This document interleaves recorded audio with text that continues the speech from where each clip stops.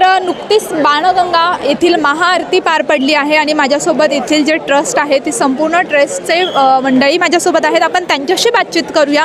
एकंदरीत त्यांनी कसं एक नियोजन केलं आहे. इथे मोठ्या संख्येने भाविक येत आहेत आणि एवढ्या सगळ्या भाविकांचं नियोजन करणं हा खूप मोठा टास्क असतो आणि सगळं नियोजन त्यांनी पद्धतशीर केलं आहे. प्रत्येक भाविकाची तेवढंच त्यांचे जे गार्ड्स होते किंवा जे मंडळी उभी होती त्यांनी प्रत्येकाने एक मोठं असं योगदान दिलं आहे. आपण त्याबद्दलच जाणून घेऊया. नमस्कार सर. नमस्कार. मी ऋत्विक औरंगाबादकर, GSB टेम्पल ट्रस्टचा CEO. मला CEO प्रोजेक्ट्स म्हणून जबाबदारी देण्यात आली आहे. बाणगंगा महाआरती याची संकल्पना मी काही वर्षांपूर्वी ट्रस्ट पुढे ठेवली होती आणि त्याप्रमाणे हा कार्यक्रम वर्षानुवर्ष होत आला. आज 10वं वर्ष आहे. नियोजनाबद्दल तुम्ही बोलाल तर आम्ही अगदी जलसुरक्षा दल म्हणजे पहिले जे लाईफगार्ड्स तुम्हाला सगळे दिसले जे पाण्याभोवती उभे होते ते आपले जे मुंबईचे गणपती विसर्जन होतात गिरगावला अगदी लालबागचं वगैरे ते करणारी टीम आहे. आम्ही त्यांना खास इथे बोलवलं. ते सगळे इथे जवान तैनात होते कारण पाण्यामध्ये कोणी पडू नये, दुर्घटना होऊ नये. त्याचबरोबर आमचे स्वयंसेवक आणि आरतीची कमिटी आहे. तर जवळजवळ 20 ते 25 लोक आमची कार्यरत असतात. 2 महिने आधी सगळं काम आम्ही करत असतो. सगळी मॅनेजमेंट आम्ही इतकी व्यवस्थित करतो. सगळ्यांना ब्रीफिंग देतो.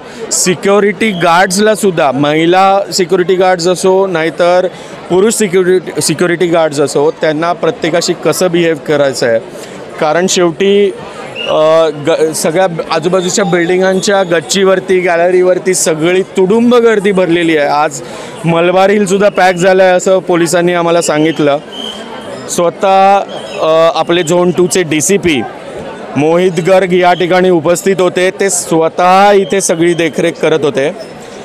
आपण स्टेट डिझास्टर मॅनेजमेंटची सुद्धा मदत घेतली आहे. इव्हॅक्युएशन प्लॅन त्यांच्या मार्फत आम्ही बनवलेला आहे की इथून निमुळत्या एंट्रीज आहेत, निमुळते एक्झिट्स आहेत.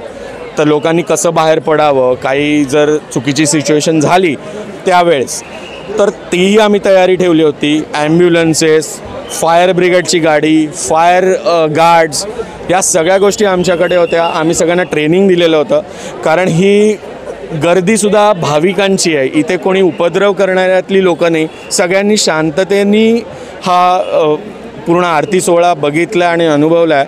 आणि खरं तर त्या सगळ्या भाविकांचे पहिले आभार मानायला पाहिजेत. त्यांनी एवढी संयमता दाखवली आहे. जवळजवळ 2 तास सगळे इथे आरतीसाठी वाट बघत बसले होते.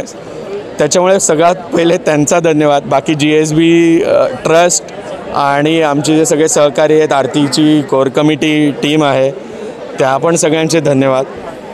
आणि दरवर्षी हा सोहळा आपण करतो आहे, पण दर पौर्णिमेला पण करायचा किंवा एकादशीला पण करायचा आमचा प्लॅन आहे.